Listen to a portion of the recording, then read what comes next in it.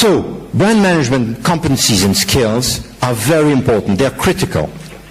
And how can you acquire them? How can a Chinese luxury brand acquire them? I see three major methods to do that.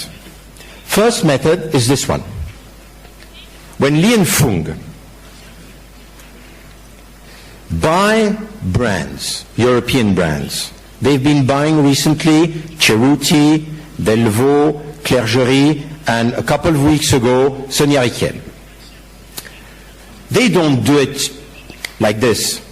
It's because they have a man in their advisory board called Jean-Marc Loubier, who was marketing director of Vuitton in the 90s, who was CEO of Escada, who has a track record as a CEO in the luxury industry, and who now manages these brands.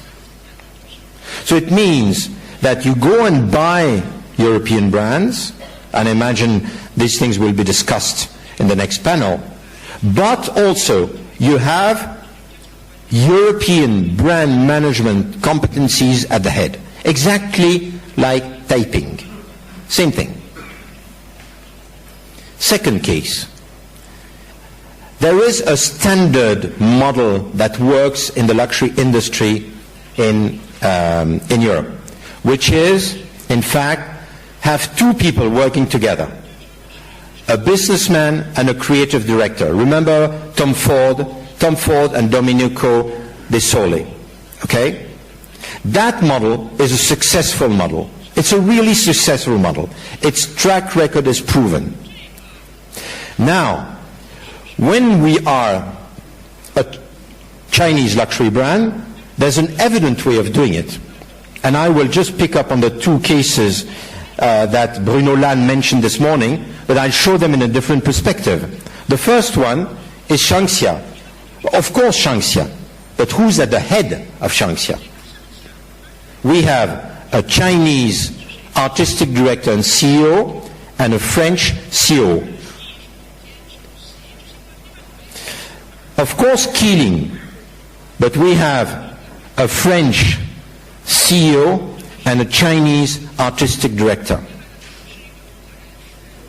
Because that's very important, because it means that these budding brands, they've from the very beginning adopted this successful business organizational model. And I highly recommend that this one is followed, because it is one of the criteria for success. Third model is work with European branding experts. And if we go into beauty, the Herborist success is also due to the fact that they worked with a French design and branding agency who recreated completely their strategy, their image, their store concepts and everything. That is very important. This is the third way. So as a conclusion, what do we have? We need to build in luxury brand management skills and competencies, and that can only be done with buying, and I've put that in brackets, expensive expertise. I'm sorry, expensive expertise. Everyone I've been discussing here in China tells me Chinese entrepreneurs don't like to buy expertise. So I'm saying not only do you have to buy it, but it's expensive. Then second, hire talent.